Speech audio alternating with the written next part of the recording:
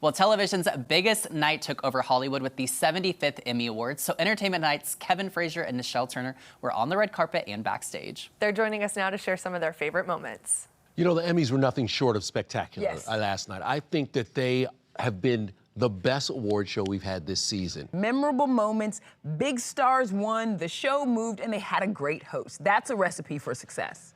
Kudos to Anthony Anderson and his mama. They were both fabulous. Miss Doris is the star. Yeah. We can just say it. And last night, you know, they did something kind of revolutionary. Instead of the music playing people off, it's gonna be you tonight coming out to tell them they're going too long. I got signs. I'm gonna be clocking them like Flavor Flav. Yes, I got cardboard signs.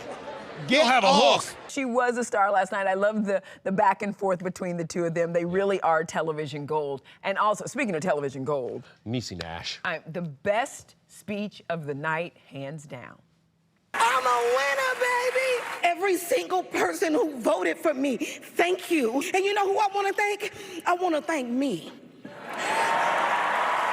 for believing in me and doing what they said I could not do. I can listen to that all day. The best part of the show, hands down, though, were the reunions. Absolutely. Bringing back these incredible casts. Cheers. How do you do that? That's amazing to see those guys behind the bar again. It just felt right to see them. And the cast of Martin being back in the apartment, Martin walking in the door. I just needed him to say, "Get to stepping." That's all I wanted him to say last night. And the cast of Grey's Anatomy. Seeing Katherine Heigl back with them in Hollywood. She lives in Utah now. And Justin Chambers as well was Yeah. back with the cast. It was a great moment. It was. And it was a great night overall. We have so much stuff from the red carpet Are you to the kidding show, me? behind the An scenes. embarrassment of riches on Entertainment Tonight this evening. All right, so definitely check out ET tonight, but we're gonna do our own little kind of diving into the Emmys last night. So first up, Christina Applegate made an appearance. She was a presenter, and the cool thing about this is that I think it's MS that she has, and this has been something that's really kind of taken over her life in the last 2 years, so she's kind of stepped away from the limelight, if you will. She walked out, the whole crowd was, you know, in all standing up, applauding for her. It was so nice to see her, and it was very, very exciting. Yeah, because I know the last season of her Netflix show, Dead to Me, yeah. Like she did a behind the scenes thing that you can Yeah. see her holding on to her co-star for support. So it was very neat to see her be able to come out and do that and get some recognition. Yeah, and everyone knows her. She's been around for so long, so it was just cool to see her kind of have this shining moment after so much darkness. Okay, now we're gonna spotlight 3 different shows that did very well, very similar to the Golden Globes last week. So first up, The Bear. This is one of Hulu's shows. So this is Jeremy Allen White, and then Ayo Edebiri, and then I can't remember the other guy, but he won supporting actor. They all won for their roles in The Bear, and then The Bear also won kind of like a cast-wide award, if you will. Here's the thing, we joked about this last week. This show is brilliant, and it's nice to see the recognition, it finally get the recognition that I feel like it deserves.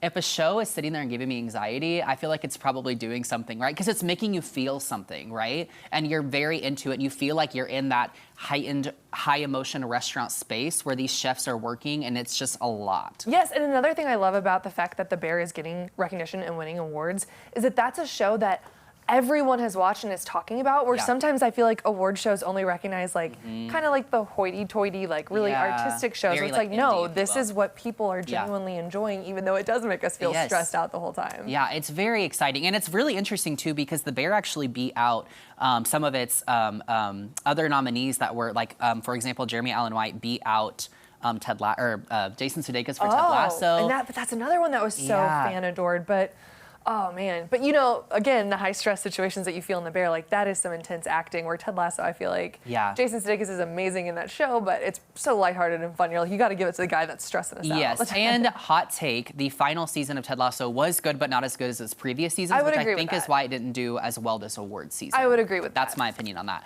All right, so next up was Succession.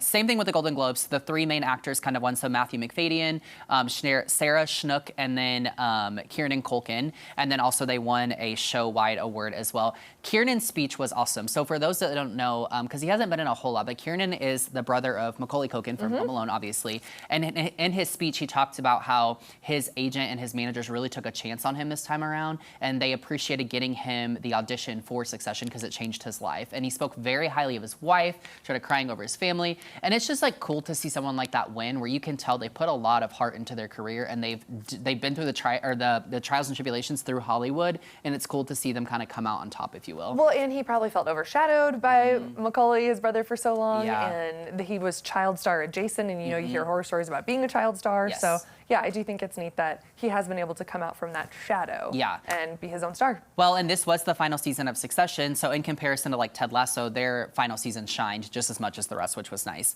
Beef is up next, so this was a Netflix show that did very, very well. Their actors won as well as they won a show-wide award as well. Here's the thing, I said this last week, this show is brilliant. If you haven't checked it out, you need to. It has kind of underlying messaging of revenge, and there's kind of some tones of like suicidal ideation, which can get really deep, but it's very well done. It makes you just look at life in a very different way, I guess. They touched on this in the package, the ET package, but cast reunions was a big part of the night. There was multiple shows, kind of older TV sitcoms, if you will, that came back together, reunited on stage before they presented an award, which was really kind of cool to see. Skipping ahead a little bit, something else that was really neat, obviously SNL is known for its weekend update, and Tina Fey and Amy Poehler came back and kind of did like a mockery of one. Very cool. To announce an award, which Elton John won for his recorded version of the Dodger Stadium kind of final tour. The cool thing was this made him an EGOT winner, by the way. Oh, so very he's cool. Officially an EGOT. Didn't know that he wasn't anyway. Yeah, so, it seems like he should have been. Yeah, so it was a very good award show. Some other points, the In Memoriam was beautiful. Go check that out if you have it online. And then, as they said, Anthony Anderson did a phenomenal job hosting, especially in comparison to last week with Joe Coy. So go watch more highlights. Check out ET tonight. It was a great award show. So very exciting.